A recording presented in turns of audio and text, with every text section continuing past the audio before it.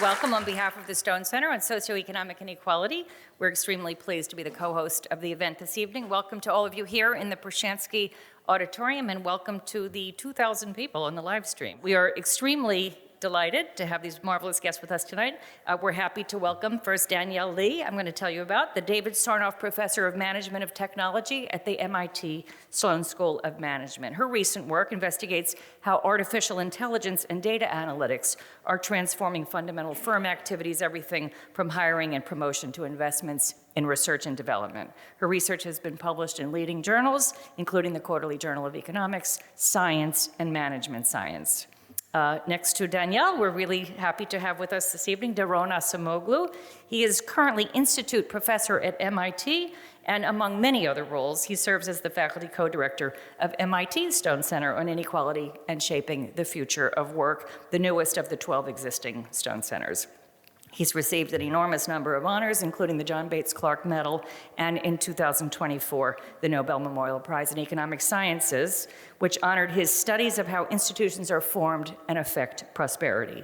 In addition to many academic articles, he's written several books, notably Economic Origins of Dictatorship and Democracy, Why Nations Fail, The Narrow Corridor, and Power and Progress. And these widely read books were co-authored by his frequent collaborators James Robinson and Simon Johnson, with whom he shared this year's Nobel. On the far side of Daron, we're happy to have Zeynep Tufekci. She is professor of sociology and public affairs at Princeton, and as many of you will know, she's also a New York Times columnist, where she writes lively pieces about sociology and the social effects of technology. Her research and writing revolve around politics, civics, movements, privacy and surveillance, as well as data and algorithms. She's the author of the highly praised book, Twitter and Tear Gas, The Power and Fragility of Networked Protest, an analysis of the internet as a new type of public sphere. The fourth panelist, I'm going to get to the moderator in a moment, is the Graduate Center's friend and colleague, Paul Krugman. He serves as research professor in our PhD program in economics and as a senior scholar in our Stone Center. Professor Krugman's scholarship has been honored also countless times. He too is the recipient of the John Bates Clark Medal, and in 2008, the Nobel Memorial Prize in Economic Sciences for his work on international trade theory. He's the author of many academic articles as well as several books, most recently Arguing with Zombies, Economics, Politics, and the Fight for a Better Future. In addition to working with us here at the Graduate Center, he co-authors textbooks on micro and macroeconomics with Robin Wells. And of course, many of you know him best from his 25 years writing opinion columns for the New York Times. Just this year, he transitioned away from the Times, and you can now find him pretty much every day on Substack. A lot. You can find him a lot on Substack. Last, but very definitely not least, our moderator this evening is Stephen Greenhouse. Many of you will know him from his work, 31 years at the New York Times. For many of those years, he was a business reporter covering the steel industry and basic manufacturing, and in his later years, his writing focused on labor and on the workplace. Since retiring from the Times in 2014, he's been a prolific freelance writer, contributing pieces to The New Yorker, The Washington Post, The LA Times, The Guardian, The Atlantic, and many more. He's the author of The Big Squeeze, Tough Times for the American Worker, and more recently, Beaten Down, Worked Up, The Past, Present, and Future of American Labor. So Steve, I turn this tremendous panel over to you. Janet, thank you for that wonderful introduction. I thank all of you for coming and for your interest in this subject. And we should all thank CUNY for arranging this panel with all these impressive folks. Everywhere one looks nowadays, there's talk about AI. So I wanted to ask each of you to talk for 2 minutes or so about what effects do you think AI will have on the labor market and on the future of work? And what are your hopes and worries about AI? And why don't we start with you, Daron?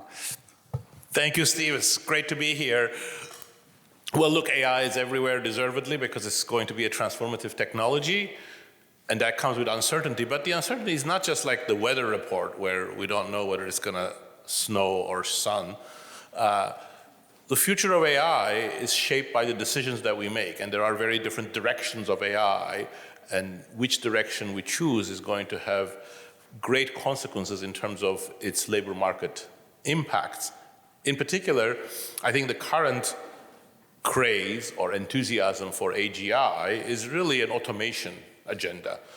As these models become more and more human-like, and if they do reach capabilities like those that are promised, more and more tasks can be taken away from labor. And that would happen even if we are very far from true AGI, because automating tasks can happen even when it's not super effective.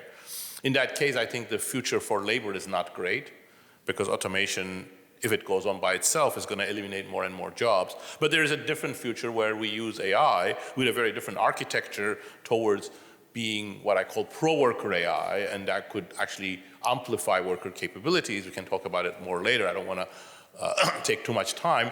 But that is, I think, both better for productivity, better for inequality, better for social cohesion, but unfortunately not so good for the business models of the big tech. So guess where we're going right now? Paul, Zeynep. Okay, just AGI is artificial general intelligence. Oh. That's basically like us, only smarter. Okay, I want to learn a lot from this panel, because I am, my big question on AI is, what is it good for? Which is not to diss it. I'm sure that it's good for a lot of things. This looks like a really powerful technology, but what specifically is it going to do? What things, and I think it was Noah Smith who said that it really is like magic, that we don't quite know how it works, and we don't know how it does what it does, and it doesn't do what it does predictably. So it's like you do these incantations and incredible things happen, but you're never quite sure what's going to happen when, Sorcerer's Apprentice sort of thing. What kinds of tasks is that kind of technology good for? What's it going to be replaced? It clearly is transformative. It's clearly going to do a lot. My sense, and maybe people can enlighten me, is that it's not going to break along our traditional lines. It's not going to be that college-educated workers do well and those without do badly. It's not necessarily going to be labor versus capital. It'll be certain kinds of labor, certain kinds of capital will be replaced, but others will not. We just don't. This all comes, uncertainly. The thing, my hope is that we finally do get some real progress in living standards. The truth is that these past 20 years, with all of the smartphones and all of the glamorous technologies out there, have actually been a big disappointment in terms of growth in living standards. The technology, at least in ways we can measure, has not delivered, and maybe AI does. My fear, aside from Skynet killing us all, is that that there will be really big dislocations. This could be, and if there's one thing we've learned from the China shock, from technological change, it's that churn is in itself a problem. Thank you. Zeynep, Danielle. Okay, so I'm sitting in the middle of two Nobel laureates economics, and I'm a sociologist. And sociologists like to always complain that economists move into sociology, and since there's no sociology prize for much, they do sociology. So spare a thought for me, because I'm going to talk about economics in the middle of two Nobel laureates in economy and try to take in a different direction, because the first word that I kind of perked up was the AGI framework, artificial general intelligence, and that's the assumption that this particular version of AI is kind of like a not so smart human on a linear path to perhaps becoming more smart over time, and at some point it will catch up and be able to do human tasks. But with my other hat, with some background in technology and looking at generative AI specifically, because it's a very specific thing, I don't think it maps onto human intelligence that much. It's very powerful, it's very transformative, but the things it can do and the things it fails at and the way it works is not really like the human intelligence, which is partly why all those predictions about it's going to replace customer service, no, because the failure mode is different. That said, if you have such a powerful technology that breaks all sorts of assumption and correlation in the way things worked, on the expectation that the intelligence doing it was a human, Everything is set up for human failures, human successes. This is what people can do. So all of a sudden, you bring a technology that doesn't map onto it, like apples to oranges. I think this is extremely disruptive. I don't know if we're going to, have prosperity. I don't know if they'll, automate or informate the way Daron was talking about in terms of the future. But in the short run, I see like broken economic functions everywhere I can think of, from, how do you verify anything? How does the insurance industry work? How does anybody, do they send a person for each car that is going to make a claim because they can no longer trust the photos? How does something like, our education doesn't work because we can no longer check the process because correlations are broken? So in field after field, exactly because it's not on its path to AGI, it's not a form of human intelligence, but it is powerful. I see transition pain and disruption. And as a sociologist, I'm kind of like, this is going to be a crisis long before we get to the answers that they have, you've both asked, and which are very good. So I would love to sort of hear more about what you think about that, and spare a thought for me, please. Thank you, Zeynep. Danielle. Yeah, so I think one way to think about what AI might do is to think really concretely about how it functions. A lot of AI models are different from traditional computers because traditional computers, we programmed them when we gave them instructions, and that's how they do stuff.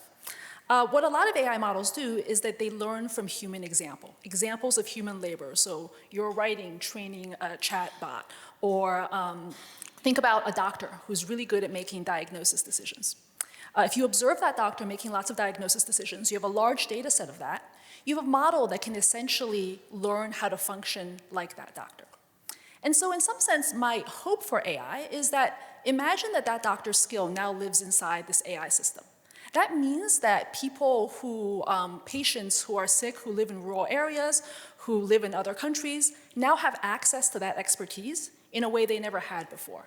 So what the AI model is doing is it's sort of transcending human limitations, allowing that doctor to take care of patients in a way they never would have been in that world. And so in that view, one kind of romantic way of thinking about training data is that it's not just a giant pool of data, it's actually sort of a pool of human experience, human work, and human expertise that different people can access across time and space. And so I think there's a lot of potential for AI to kind of allow us to share our expertise, to learn from our failures, to learn from our successes. The concern I have is that that's a very unequal way of thinking about knowledge. Some people's contributions are going to be a lot more valuable than other people's contributions. And so I worry that AI kind of done in this manner is going to sort of push us into becoming yet more of a superstar type economy, where some companies get most of the returns, and other people are sort of left to be extraneous. And I think that's one of the key policy challenges we need to deal with. Thank you. A question for Daron. So again, with all this talk about AI, has AI really had much of an effect, or will we not really see much of an effect for another 5, 10, 15, 20 years? And what might the early important effects we see be? There is also, unsurprisingly, disagreement on that. We know that the underlying foundation models are advancing quite rapidly, I think more than any one of us would have predicted 5, 6 years ago. There is much slower progress on building useful applications on them, except for chatbots that people now converse with on their phone or on their computer.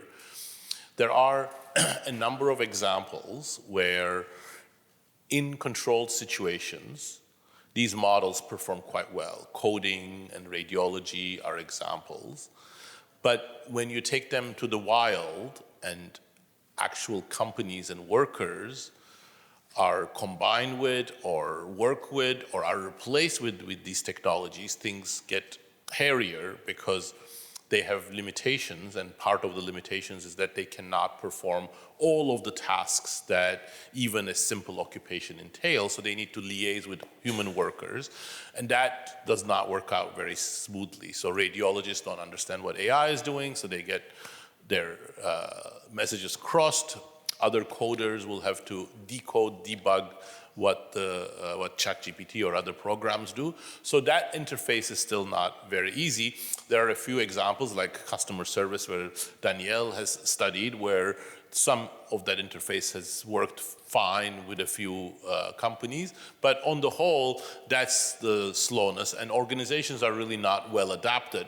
So my assessment would be that right now, we're not really seeing much of an impact on AI, but there are some new studies saying for coding type jobs, entry-level hiring has slowed down. So there's some uncertainty on that. The next 5 years, I think, is still going to be the birth pains. After that, it's very, very difficult to predict. It will depend on the speed of change of the underlying models, whether there are big limits. Some people in the industry think that there are some ironclad scaling laws that everything's going to double, triple, quadruple very rapidly, and it's going to very much depend on how you can build usable applications on them. Thank you. Question for you, Paul. I heard on the news today that OpenAI is spending $1 trillion on data centers, probably more than any company has spent on anything in history.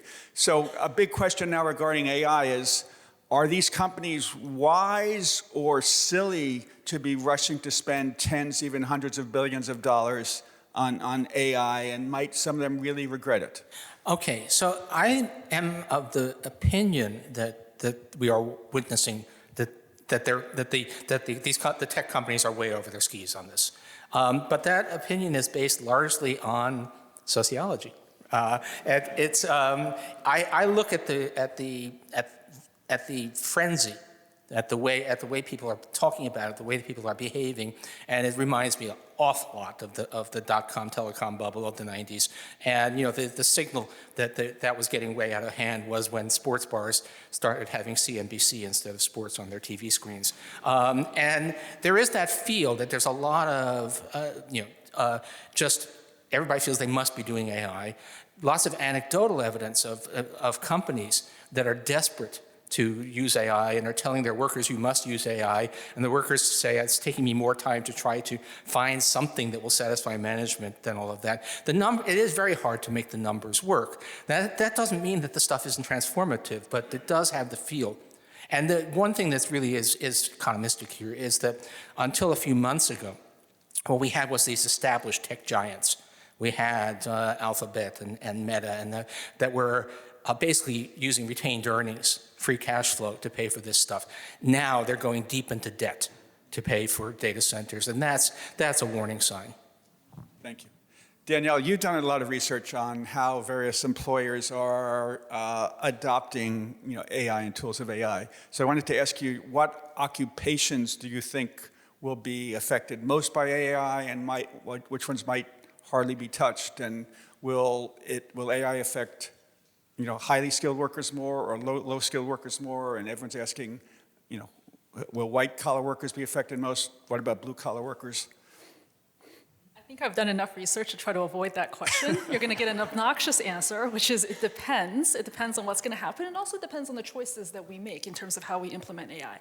I think one useful diagnostic for those of you in the room is to just think about your current job and think about the tasks in your current job that you could imagine AI reasonably learning to do in the near future. So, and then once you do that, imagine taking those tasks away and thinking about what you would be doing with the time that's saved. What new tasks would you get asked to do? What would your job look like? So once you imagine that, then you have to ask yourself 3 questions. So one is kind of a macro question of how many people do we think we really need to do that job? Would you enjoy that job? And would you be any good at that job? And I think that's a useful way of thinking about where you are in the great AI churn. So if you think about a couple examples, so think about if you're a surgeon. I think it's reasonable to assume that surgeons are not going to get replaced by AI robots anytime soon, just because the physicality of robot dexterity is kind of a hard problem. But you can imagine a world where there's a lot of augmented reality. So the surgeon is wearing glasses, the glasses are maybe tied to a headset, and then the headset's sort of telling you that you should cut here, you should poke around here, you should be careful of this. I would argue that that's probably bad for the surgeon, Because in some sense, the judgment and the skill of doing that job, it no longer resides with the surgeon, it resides with the machine, and now the surgeon is kind of a glorified set of steady hands attached to the machine. That's something that you see happening in warehouses where workers are wearing headsets, and the headsets are telling them exactly where to go and where to reach. And so I think that's an example of where kind of high-skill work and less high-skill work are sort of having sort of similar effects. You could imagine something like consulting, where a lot of what AI does is that it's good at making slides, it's good at running financial analysis.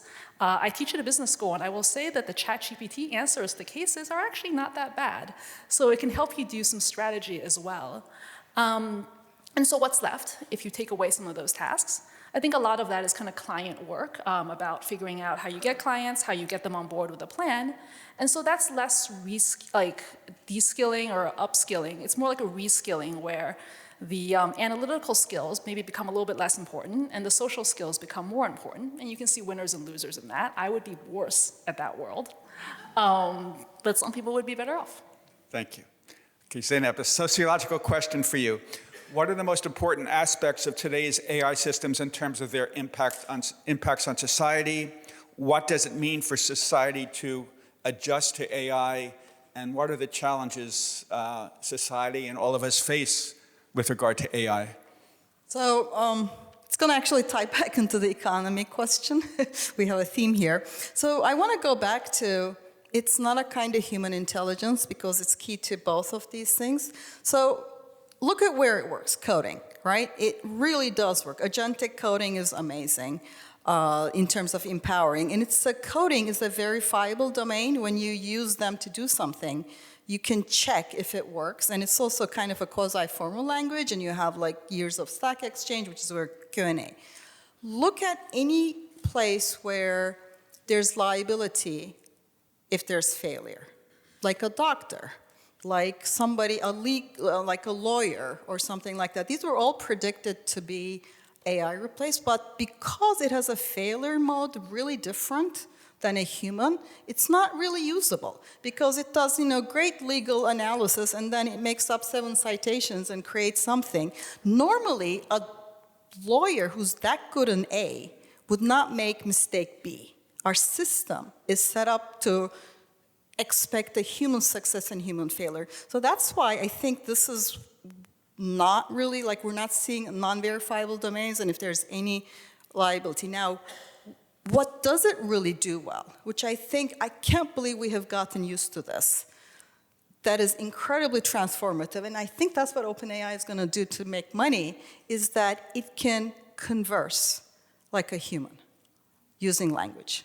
So the way LLMs work, they're like plausibility engines, and somehow I was there in 2022. If you said this method is going to get conversational human language, people would say, no. It happened, and we immediately got used to it. Like, this is the one thing that humans had that no other animal, anything had. This is like the mark of humanity. So we got these chatbots that can converse with people, that can, and for a bunch of reasons, are designed to be nice to them and to flatter them and to be very patient with them. And so this was, the choice I see was they were either gonna go the coding way. So the way they sell coding API, it's like you make 5 calls, it's 17 cents, it's very utilitarian. Here's a tool, use it. The chatbots, they've just announced they're gonna do marketing and sell stuff and product placement. That is the engagement model. And they're gonna keep it free as far as I can tell. And so the coding is a useful toaster. The chatbot is going to try to seduce you to stay there and to engage you. And you're gonna be learning all sorts of things from it. I think this is where they're gonna try to make money. And already ChatGPT has 800 million daily users. This is not a failing industry. This is where they're spending. They already have 800 million. So they probably have billions of people who are going to be using it every day to ask questions. And then when you ask, what should I buy? Boom, you're going to get an example. But when you ask it, what do you think about, immigration policy? What do you think about, it's also going to answer. So as a sociologist, I'm like, this is an incredible power. And we are so sleep on the fact that we have speaking technology. like, it's been 2 years and people are like, yeah, it speaks, so what? So that's where I think about mostly, both in terms of where they're making their money and what we should be worried about. Thank you. So, Daron, you were talking before about the many employers that want to use AI to automate as much as possible and replace as many workers as possible. But you say you favor a different approach where AI would be used to increase workers' productivity and to help keep workers. Many corporations are not into that vision. How would you go about, trying to, how should society go about, how would you go about trying to pressure, arrange for corporations to, to do less substitution and more, supplementing workers so that fewer workers lose their jobs? Yeah, so let me first clarify a little more what I mean by pro-worker AI and why I think it's feasible.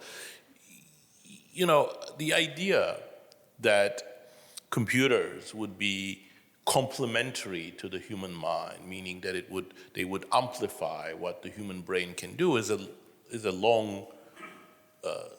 very, very old aspiration. People were writing about that in the 1950s and the 1960s. But we absolutely did not have the technologies to make that a reality in the 60s, 70s, 80s, 90s, 2000s, even 2010s. I think with the recent advances, we are coming to the cusp of being able to do so. So essentially what you would need to complement the human mind is context-specific, relevant, reliable information in real time. Imagine an electrician, an occupation that's very, very important. It's going to become more important and we face major bottlenecks. An electrician needs to know a lot of electrical engineering, at least practical electrical engineering, a huge amount of information about all sorts of electrical machinery, and a lot of experience to deal with edge cases, difficult cases, how different machines liaise with each other, and so on and so forth. So all of that takes a long time, and most electricians are too novice to be able to deal with this at an expert level. Now, imagine you have a tool for an electrician which is trained on all the relevant electrical engineering, is knowledgeable on all the electrical machinery, and has been trained on high-quality data of the best electricians around the world, troubleshooting the most difficult problems. That's very much within the frontier, by the way. This is a very easy tool to develop, and for a few $1 million, some companies have already done prototypes of this. That tool in real time with manual and visual inputs can amplify the capabilities of electricians. Same thing for nurses, educators, plumbers, all sorts of blue-collar workers. That's the kind of pro-worker AI that we're talking about. Why is it important for productivity? Because that's exactly the kind of services we need. Why is that so different? Because it actually doesn't replace the electrician.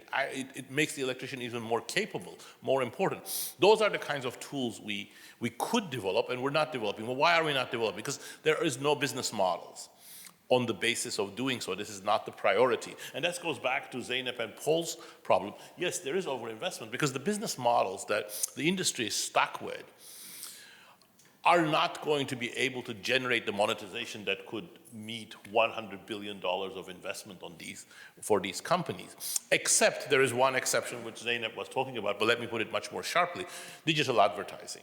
So the only way that they can actually make a significant amount of money from this thing is just go down the social media way. Now, generative AI becomes a much more powerful tool for gluing people and marketing things to them, sending advertisements, etc.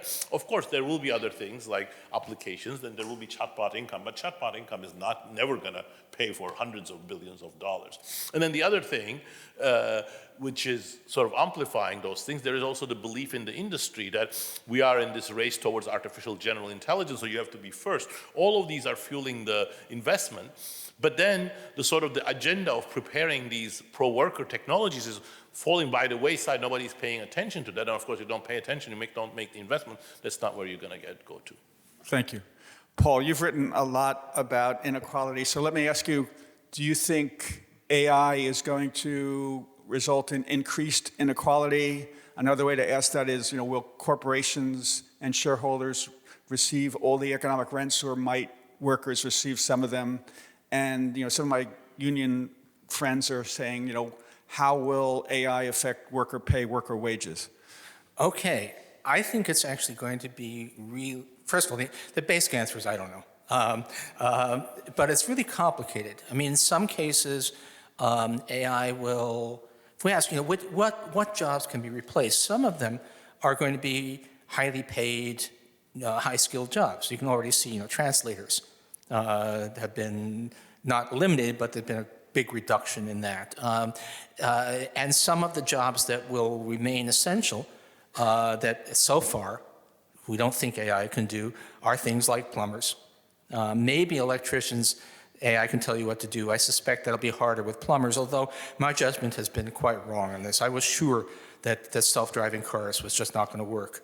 And Waymo is proving me wrong on the streets of San Francisco. So I think it's not an easy story.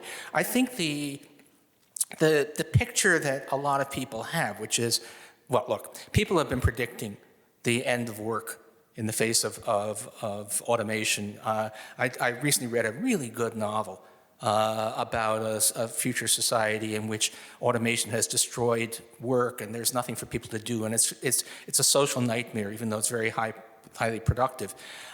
It's Kurt Vonnegut's first novel, Player Piano, from 1950.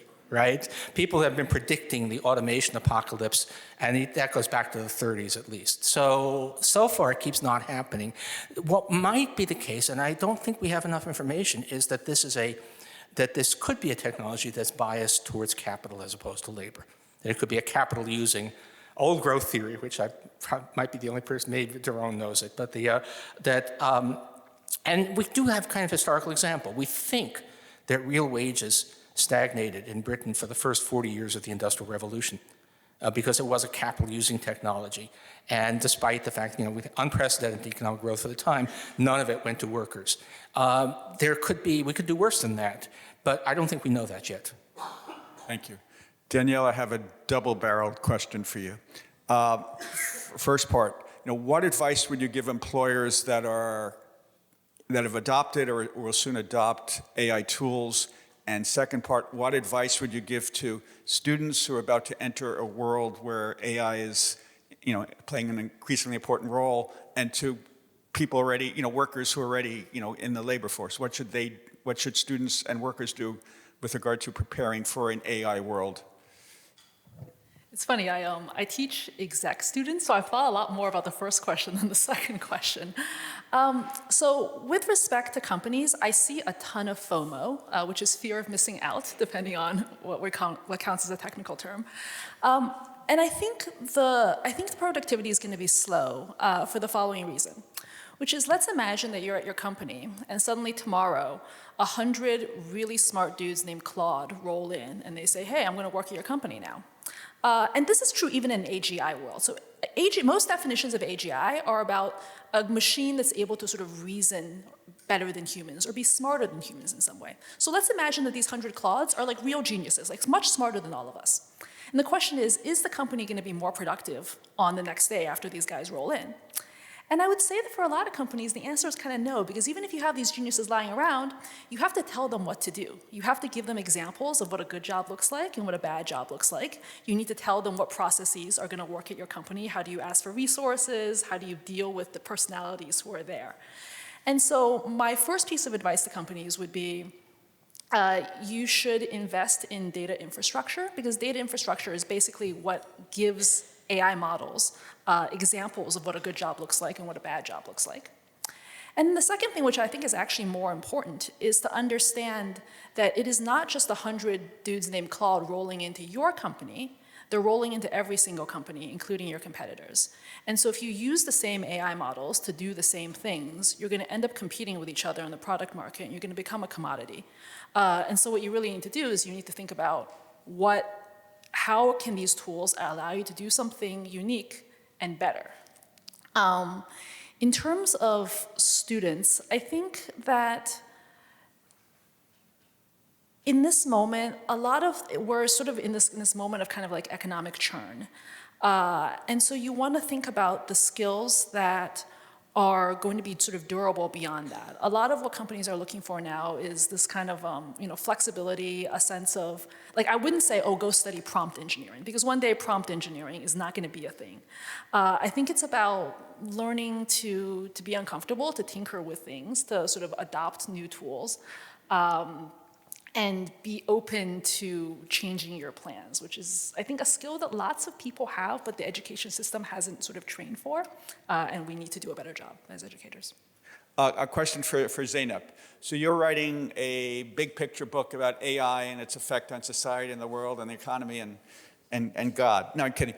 What do you think is missing from the public conversation about AI? So we touched upon it a little bit. The fact that you have a conversational technology that is going to be people's sort of companion, information source. There are people, like, especially for young people, when, people aren't talking to you and you're bored, and it's always there, and it's very flattering, and it's very engaging. So that, I think, is a huge impact. So let's go back to, let's ask, what is it going to break? Because it works the way it does. This is not like a calculator, right? LLMs, generative AI, it's because it's not a form of AGI path. It isn't doing exactly what the human was doing. So it's breaking the correlations between the things. So let's look at the ways in which we rely on, say, the electrician. You trained it on the best data possible. It's still going to be alternating between brilliant and great, and occasionally making a very plausible mistake. A highly trained electrician would be great, and they would have a certain kind of mistake. This thing is going to make, even if you have the best data, it's going to make an unexpected mistake that is very hard to detect and is extremely plausible because of the way they work. So you're going to need the super electrician to catch this.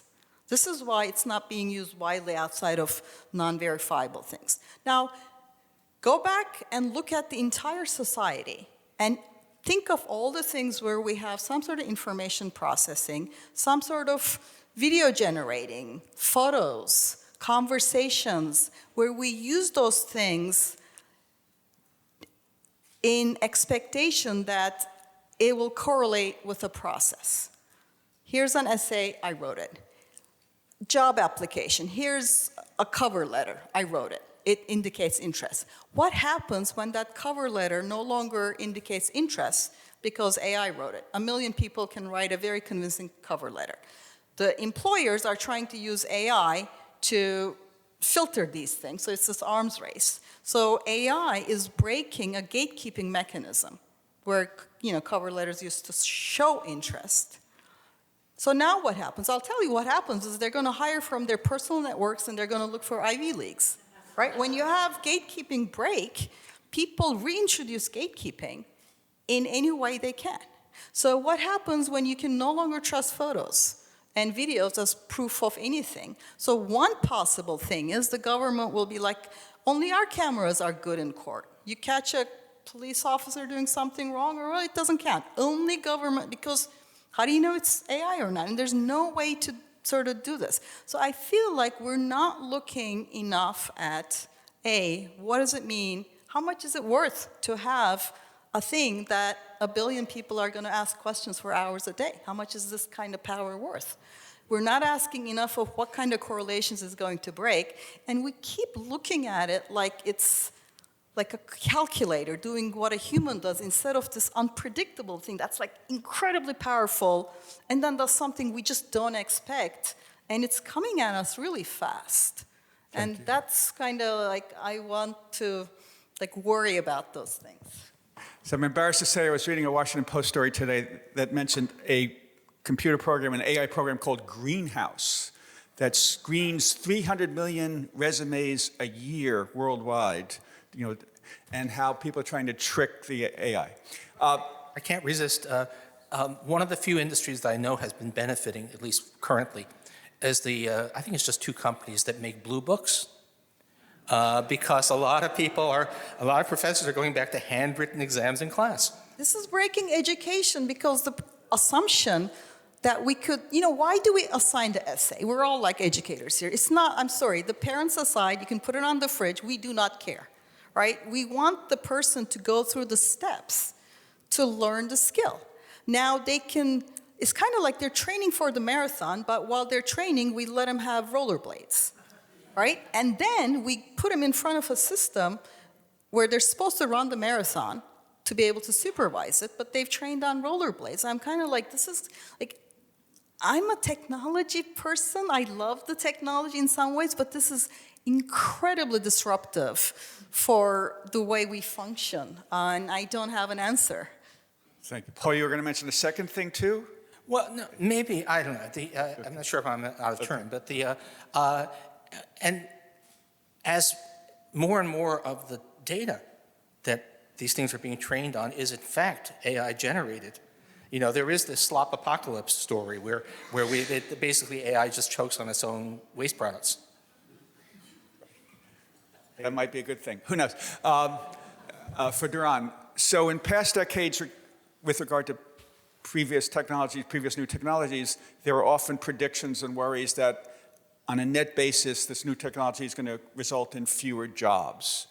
Do you think AI might, but that has never come to pass. There hasn't been a net loss of jobs, as I understand correctly. That's not true. It's not That's true. not true. That's not true. I think that's a story we tell ourselves, but it's not true.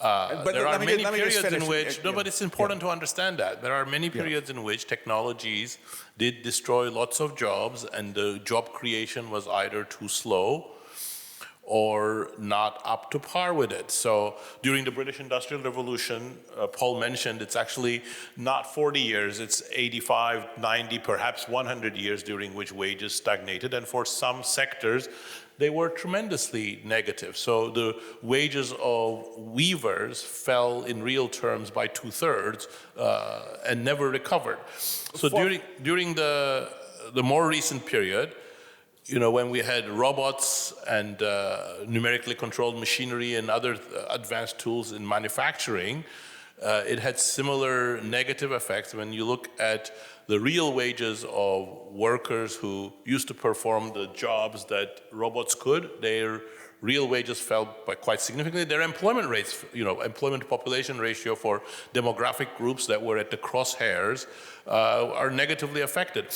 Now, the job apocalypse, in the sense that there's going to be mass unemployment, there will be no jobs, that's, of course, not a realistic prediction. The rate at which AI is advancing, I don't think we could expect that it's going to destroy all jobs or create mass unemployment, but I think it would be foolish to think that AI could go down an automation path successfully or semi-successfully, and there will be enough jobs somewhere else coming just by itself. I don't think history, recent history or distant history, supports that. You know, the new jobs are created when either companies create new goods and services, or they introduce new technologies that are complementary to humans, or there are other efforts for that kind of new job creation. There isn't a law that every job that's destroyed is going to be replaced by another one, especially for during periods of deep automation. That's not necessarily true. So I would be worried about jobs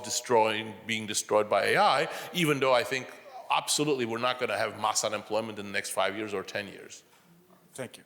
So Paul, there's been a lot of discussion of the United States and China competing about who's going to take the lead, who's going to be the winner in the race to develop sophisticated AI. What is your view about that race, and what happens if the United States loses to China in that competition? Oh, wow.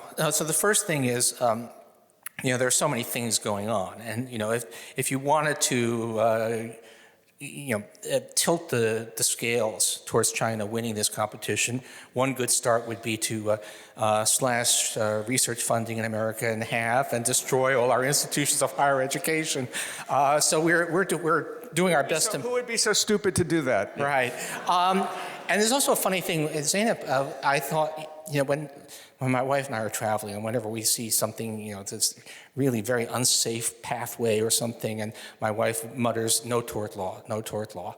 That basically in most other countries you can't sue the way you can here. And all of the things you're saying you can't do with AI because of the liability, that's true in America. I'm sure it's not true in China. So that itself, quite aside from all of the engineering stuff, I think the Chinese might be prepared to take a lot more risks. And they just seem to be less, and this is just impressionistic, they seem to be less obsessed with doing the big thing, and much more pragmatic about smaller, DeepSeek, smaller models, things. So I would, America's immense, innovative, but we're not looking so good on those fronts now. And so I had to make a bet. Now, how much does it matter? That's one of the things I think that we do tend, and this is my international trade person hat, thinking that a great technology necessarily benefits the country that happens to pioneer it. And that's often not the case. That it's the benefits of agglomeration, my sort of thing. There's a lot of advantages to the world that there is a Silicon Valley somewhere. It's not clear how much of the benefits of that accrue to Silicon Valley or even to the United States. A lot of that gets passed on to the rest of the world, just like the button industry in Chaotu means that buttons are cheap around the world, not that Chaotu is a very rich place. Thank you. Thank you. For Danielle, as we've all heard, large language models learn a whole lot from, sweeping, vacuuming everything on the internet. If and when AI really takes over jobs that many workers are doing, won't AI have to learn from what today's workers are actually doing on the job if it's going to replace them, or hopefully make their jobs more productive? Yeah, so I think that if you think about the current ChatGPT, like current models we have, those were trained on human labor that was done a while ago. So articles that people wrote. And I think the same thing is going to happen now. And one way to see this is that the big tech trend in the workplace right this second is not AI, it's surveillance. So if you think about if you're an office worker, you will have your screen recorded, your applications recorded, your email, your chat recorded. If you work in a warehouse, you might be location tracked. You might have a wearable that's going to look at your hand motions. And a lot of that is about monitoring or safety or compliance or whatever. But a big byproduct of that is that it's a tremendous amount of data about how exactly people do their jobs. That's exactly the kind of data that can be used to train AI models to do those same jobs. And I think that that's actually extremely important to keep in mind. So if you think about one of the big successes of AI models, it's customer service. And the way those models got trained is that all these customer service agents were recorded for quality assurance. And those records were used to train AI chat assistants. And so I did some research on this, and one of the things is that it's actually quite good for productivity. And basically what happens is that the AI models learn from the skills and behavior of the top customer service associates. That skill lives inside the AI model, and then it can be disseminated to workers who are newer, who are less good at their jobs. So that actually looks good in the sense that productivity goes up and inequality within the workers kind of goes down because the lower end is brought up. But it's also complicated in the sense that the high-skill workers whose data was used to train the AI model, they didn't get paid for that. And in fact, they made themselves a little bit more obsolete in training the model. I think that's actually a very general phenomenon where the thing that makes human labor different from capital is that it lives within us. So you have some expertise that's derived from your education, your experience, whatever. It's really hard to share, it's really hard to explain, it's tacit knowledge. And as a result, if an employer wants access to your expertise, it has to pay you. You rent your labor to your employer, and the moment they stop paying you, you walk with all of that expertise.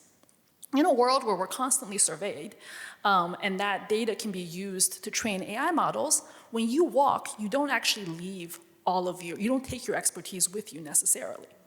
That can actually be quite good for humans, because imagine you trained a model of yourself, and your model is working, and you are napping or you're surfing the internet. So that's like a good outcome. But it could also be that your model is working while you are fired. And so I think going forward, one of the big conversations we need to have is not just about what AI we use or don't use, but who owns the data byproducts of human labor, which is the raw material for future AI models. Thank you. Zeynep, as we all know, there are many worries about AI, and that's going to ultimately hurt society, hurt the economy. I wanted to ask you, what do you think should be done to help assure that AI helps society, helps the economy, helps the labor market, and what would you do to protect against the harms of AI? So I do want to say it was a useful reminder to hear Daron talk about like 80 years as like a kind of a transition. So something may eventually get better, but that might be a very long time for a human life. And the second example I was thinking about is like the printing press. Like who's against books, right? Like I love books personally, but the sort of long story changes that were unleashed by the printing press caused hundreds of years of destabilization. The religious wars killed more people in the first couple hundred years than all wars and pandemics since. So a technology can be perfectly good in some sense, but because it takes things that used to work a certain way, even if those things weren't great, but when you pull that rug under society and you don't have something, it can be very destabilizing. So I think that's a good reminder. So in terms of, I'm genuinely worried about the companies turning to the engagement model because they're spending this much money. In coding, it works. In verifiable domains, it works. But as people have discussed, and because of the way LLMs work, it doesn't really work, so they need to make money. Why are the chatbots allowed, made, specially to act like humans? Why do they use human first-person pronouns? Why do they say I? If you talk with them, they're always like, oh, I'm so curious what you're doing. I'm here for you. I like this. I'm cold. And none of this is happening. These are extremely powerful technologies, but they're not human beings. They do not have subjectivities. They are not curious about you. It's just word. I mean, again, it's language. I'm not saying it's hype. It's incredibly impressive. So we've already seen the social media engagement model and all the downsides. We are about to unleash the most human possible thing, speaking, that is posing as a human. And it's so hard to not think of something that speaks as a human, let alone when it speaks with you. I mean, let it be a very useful toaster. You know, this is for coders, where this is an amazing technology, agentic AI. It's not telling them how great their if-then-else statement is, right? It's just doing the work and getting paid. But for us, it's like I think that's the AI safety people talk about misalignment. AI like getting ideas and doing stuff. I'm kind of like, this is fantastic stuff. The real misalignment is that we have a thing that we are thinking of as a person, friend, companion, that is misaligned with us. It's not our friend. It's controlled by these few companies. And I mean, how do you what's the policy? What do you ban? But like, give me the magic wand. They are not speaking in first person plural anymore, or in the first person singular anymore. They're also not allowed to act like a human being.